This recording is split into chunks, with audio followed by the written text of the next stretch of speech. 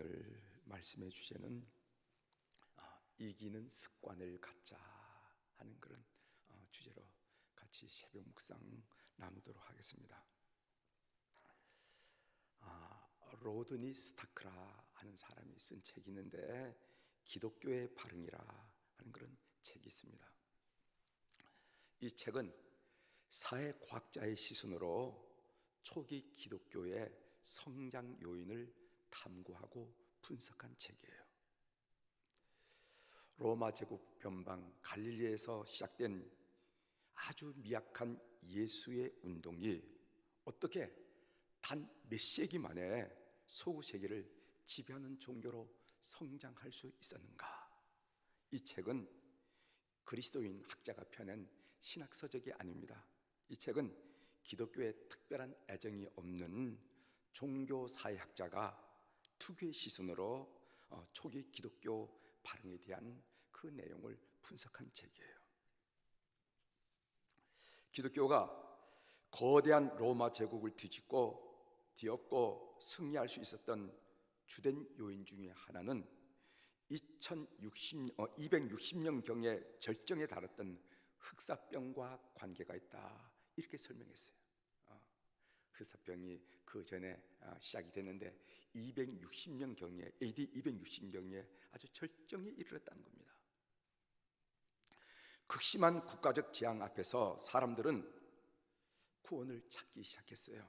그런데 로마 이교도들은 전염병이 돌기 시작하자 환자들을 내쫓았고, 그리고 병자가 죽기 전에 거리로 버렸고, 거리에서 매장하지 않는 많은 시신을 보게 되었습니다. 그들은 이렇게 함으로 치명적인 전염병의 확산을 막을 것이라 이렇게 생각했어요. 반면 기독교인들은 어떻게 했는가? 기독교인들은 위험을 무릅쓰고 환자들을 도맡아서 그리스도의 사랑으로 섬겼어요. 그래서 죽으면은 비용을 지불해서 장례를 치렀습니다. 그러다가 이 환자로부터 전염될 거 아니겠습니까? 병이 전염되면은 환자와 함께 평안과 기쁨 속에서 생을 마감하더라는 거예요. 어떻게 기쁨과 평안 속에서 생을 마감할 수 있었는가? 그것은 그들에게는 천국과 부활의 소망이 있었기 때문에 그렇습니다. 이 특별한 믿음과 삶이 초기 기독교가 부흥하고 성장한 요인이다 하고 사회학자의 시선으로 그때 상황을 살펴본 것입니다. 특별한 믿음, 부활, 천국의 소망이 가진 기독교인들, 그냥 말로만 하는 것이 아니라, 그런 것이 있다더라 하는 것이 아니라 진짜로 믿으시는 것. 그래서 그 죽음의 차례에도 조연하게 평화롭게 기쁨으로 그 죽음을 맞이할 수 있던 이 믿음, 그리고 믿음으로 끝난 것이 아니라 그 믿음이 삶으로 드러난 것들이 바로 이 초대 기독교를 발흥시키고 성장시킨 요인이다 하는 것을 로드니 스타크라 한 사람이 써낸 것을 본 적이 있습니다. 오늘 본문 내용입니다. 본문은 요단강 동편에 점령한 점령지를 루벤 지파, 갓 지파, 그리고 므낫세 지파 므낫세 반 지파라고 그랬죠. 이 반 지파에게 분배한 내용이 거기 나옵니다. 모세는 이들에게 가나안 동편, 이제 가나안 서편을 점령해야 될 텐데 가나안 동편 지역을 분배해 주면서 너희들은 선봉에 서라. 처와 어린아이들은 이곳에 맡겨놓고 전쟁할 수 있는 용사들은 선봉에 서라 하는 요구를 우리가 오늘 보게 됩니다. 그 명령을 우리 한번 18절 한번 같이 읽도록 하겠습니다. 신명기 3장 18절입니다. 그때 시작.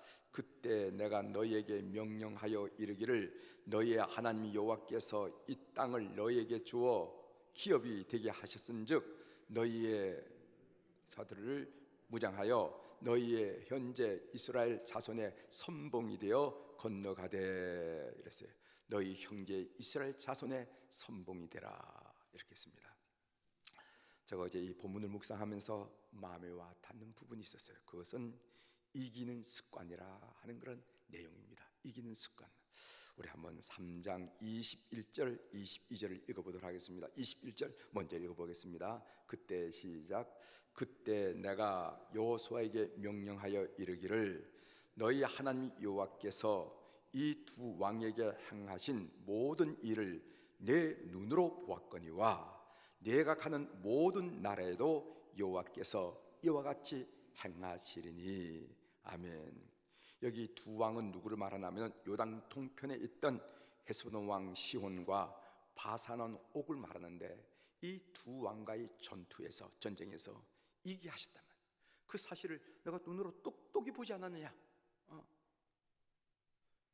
너희 이 두 왕을 이기게 한 것처럼 앞으로도 너가 가는 모든 왕과의 싸움에서 이기게 할 것이다, 이렇게 얘기했습니다. 22절 보겠습니다. 22절 너희는 시작. 너희는 그들을 두려워하지 말라.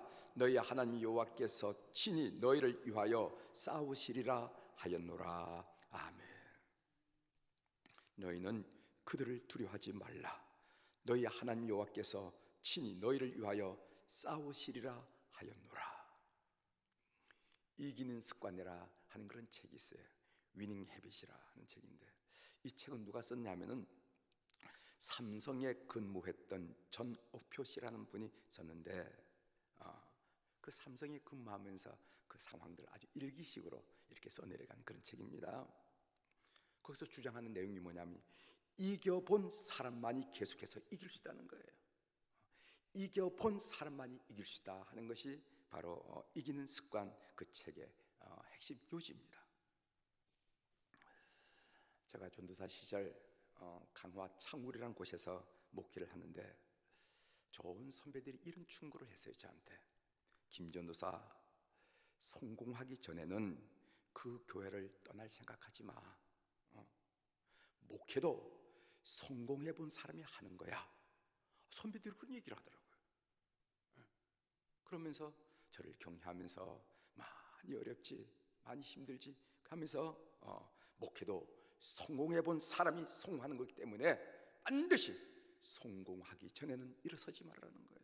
그 성공이라는 것은 무슨 갑자기 큰 교회로 만든다는 것이 아니라, 적어도 내 스스로 평가할 때, 그리고 객관적으로 남들이 평가할 때, 목회를 성공하신 분이구나 라고 이렇게 인정받을 때까지 붙들라는 거예요. 목회를 하다 보면은 어려움을 반드시 만납니다. 천국 같은 목회지는 없어요. 반드시 만나게 됩니다. 그런데 어떤 사람은 어렵다고, 힘들다고 그 고비를 넘지 못하고 떠난 사람들이 많이 있다는 거예요. 그런데 반드시 극복하고 성공해야 된다는 것입니다. 왜냐하면 목회지는 어디든지 얼음이 산재해 있고 어려움이 있다는 거예요. 그래서 극복하고 성공한 그 목회적 이기는 습관이 결국 목회의 성공을 기약할 수가 있고 기대할 수 있다 하는 그런 이야기입니다. 여러분, 일리가 있는 얘기죠. 일리가 있는. 세상에 천국 같은 목회지가 어디 있겠어요? 다 가보면은 이런 인간관계, 저런 인간관계, 저런 아픔, 이런 아픔, 어려운 일들이 있는데, 그것을 극복해본 그 경험이 있는 사람만이 그것을 극복하고 성공할 수 있다 한 얘기입니다. 이스라엘 백성들은 몇 번의 전쟁을 통해서 이기는 습관을 체득했어요. 그러면은 이스라엘이 체득한 이기는 습관은 무엇인지 아십니까? 첫 번째로는 하나님의 약속을 믿자. 두 번째로는 사람을 두려워하지 말자. 세 번째로는 순종하자. 이거예요, 이게. 그것이 바로 이스라엘 백성들이 몇 번의 전쟁을 통해서 체득한 이기는 습관인데, 다시 말씀드립니다. 첫 번째로는 하나님의 약속을 믿자. 사람이 한 약속이 아니다. 하나님의 약속을 믿자. 그리고 두려워하지 말자. 하나님을 이기는 사람 받느냐, 사람에게 진 하나님을 받느냐, 두려워하지 말자. 세 번째로는 하나님께 순종하자. 이 세 가지가 바로 이기는 습관이라는 것입니다. 이것은 승리하는 습관인데, 결국 이스라엘이 이기는 습관은 순종하는 습관인 것입니다. 이런 습관을 가지게 되면 어떻게 되는가? 하나님이 친히 너희를 대신해서 너희를 위해서 싸우는 하나님의 싸움을 경험하게 된다. 이런 얘기를 하는 겁니다. 우리 22절 읽었지만 다시 한번 읽어보겠습니다. 오늘 여러분들이 주신 말씀입니다. 너희는 시작. 너희는 그들을 두려워하지 말라. 너희의 하나님 여호와께서 친히 너희를 위하여 싸우시리라 하였노라. 여기서 여호와의 전쟁이라 말이 나온 것입니다. 하나님이 이스라엘을 위하여 친히 싸우신다. 사람이 가서 싸우기 전에 하나님이 먼저 가셔서 친히 싸우신다는 거예요. 그래서 폴라드라는 이 구약학자는 이것을 말하면 거룩한 전쟁이라 이렇게 표현한 적도 있습니다. 다시 한번 말씀드립니다. 사람한테 지는 하나님 보셨어요? 본 적 있으세요? 사람한테 지는 하나님이 없습니다. 하나님을 이기는 사람 또한 없다는 것입니다. 사랑하는 교회 여러분, 오늘 또 여러분들의 삶의 현장에서 하나님께서 여러분들을 대신하여 싸우는, 친히 싸우시는 그런 놀라운 일들을 경험하는 귀한 하루가 되기를 주의 이름으로 축원합니다.